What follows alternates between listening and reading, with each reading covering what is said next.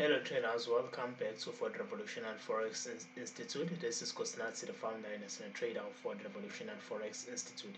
So traders, in this video I will give you the updates of the Nzdchf or of the New Zealand dollar versus Swiss franc.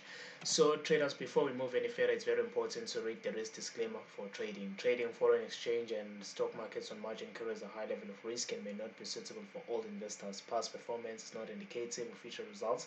The high level of leverage can work against you as well as for you. Lastly, any information or advice contained within this platform is shared for educational purpose only and it should not be considered as financial or investment advice. So traders, this is the setup that I shared like on Monday. So on Monday I shared the setup, and then we had like, so we have this wave cycle here, because you know that the wave cycle is supposed to be made of the impulsive movement and then the correction. So for me, it seems like the market has already, on Monday, it seemed like the market had already like completed the wave cycle. Wave one was completed like the bullish impulsive movement, and then wave two was completed like a triangular pattern of the LTB pattern. Thereafter, what happened? The market breaks. The market break like the triangular pattern. Thereafter it formed a pullback, and then after the pullback formed this strong bullish candlestick pattern. So the main reason I shared this setup is because of this bullish candlestick pattern, because I believe that after this candlestick pattern there was still an opportunity for traders to execute a trade, okay, because this bullish candlestick happened after the pullback, okay.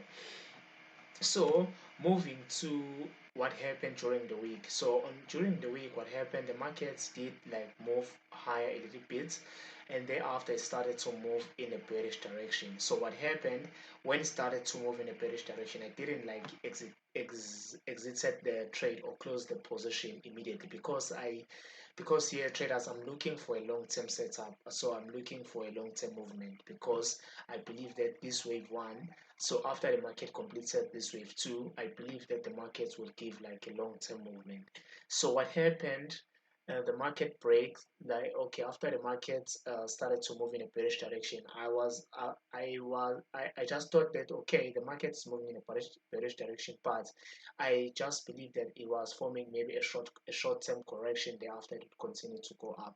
However, the markets, unfortunately, the markets continue to move in a bearish direction.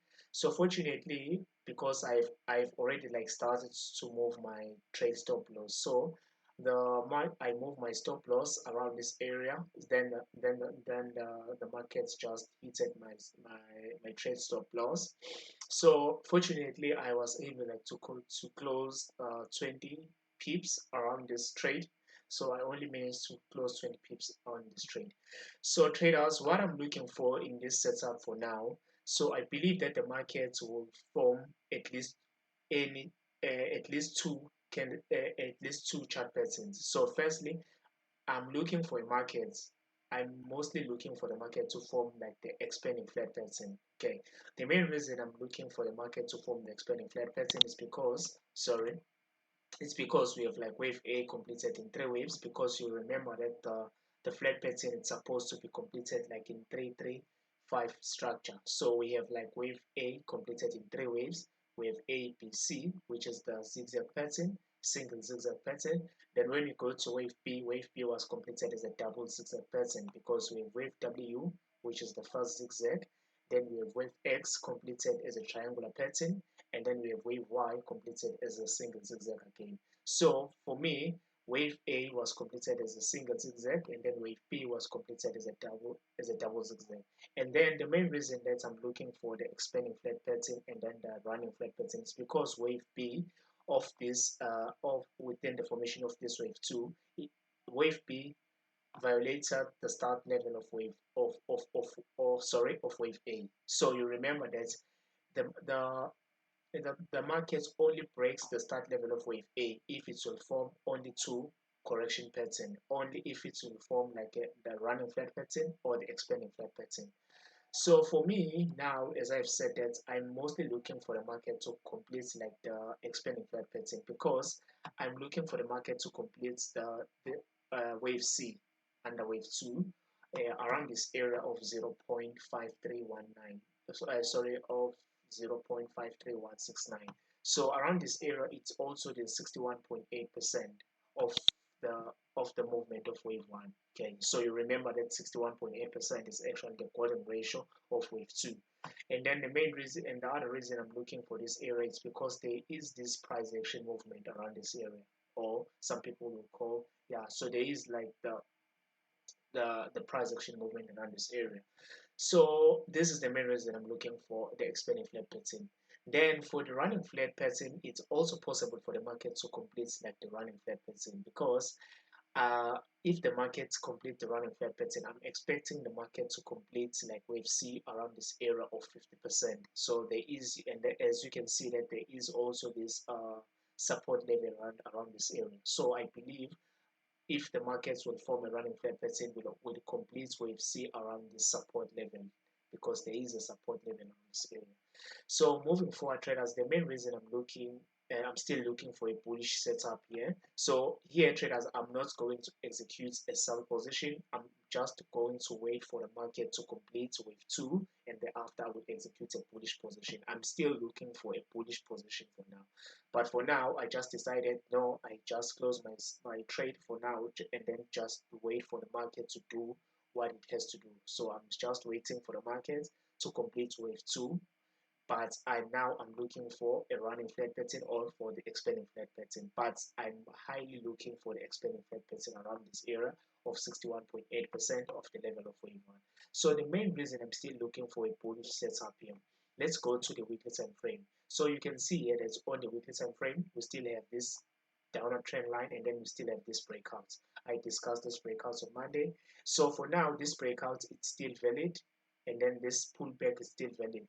So what I'm looking for now, in terms of the long-term trade, I will only execute a long-term trade once the market break this level here.